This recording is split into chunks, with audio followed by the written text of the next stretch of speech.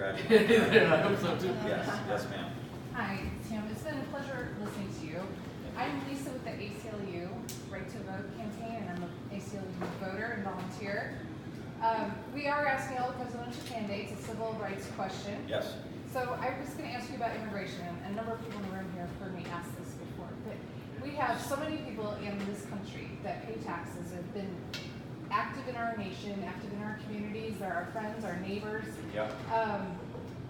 What can you do to ensure a path to citizenship for these people? And I ask this because my husband was detained last year, and it tore our family up. You talked about trauma.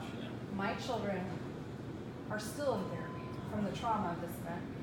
It has shook our family up so bad, and there's other individuals that I volunteer to drive them around because they're so scared of ICE picking them up. And in the state of Iowa, unfortunately, you can be picked up very easily and detained without much reason. And so this is like prevalent. It's like we don't even want to stay in this state. Quite honestly, we love it here. Yeah. So, but for our family's safety, we feel like we need to move. I'm just asking, what can you do to ensure people can have the right to citizenship? Yeah, I appreciate that. Let me just say, this is very personal to me. You would think I'm a, Irish, Italian, Catholic from Youngstown, that it somehow isn't an issue that's important to me. I remember growing up, my mom is 100% Italian, and I remember growing up, going to family parties, listening to my great aunts speak, and great aunts speak in broken English.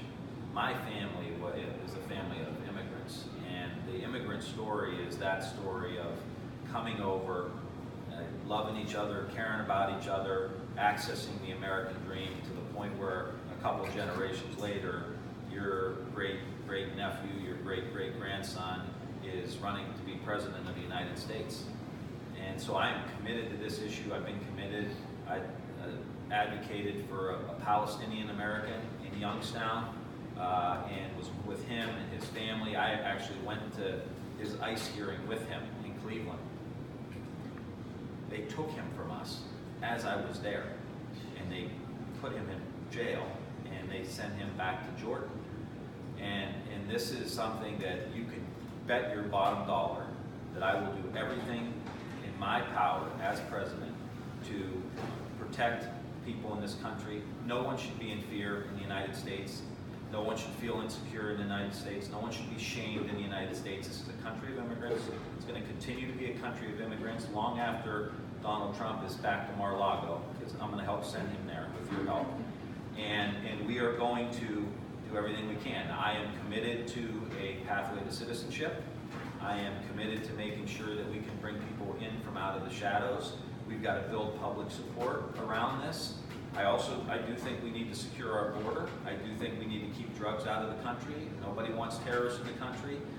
Most of those are coming in through the ports of entry. We don't need a wall in the middle of the Rio Grande River to make that happen. But you have my commitment that I will do everything in my power to work with Congress. I want to pass a law. I don't want to do an executive order. I will do an executive order if I have to, if it's going to help.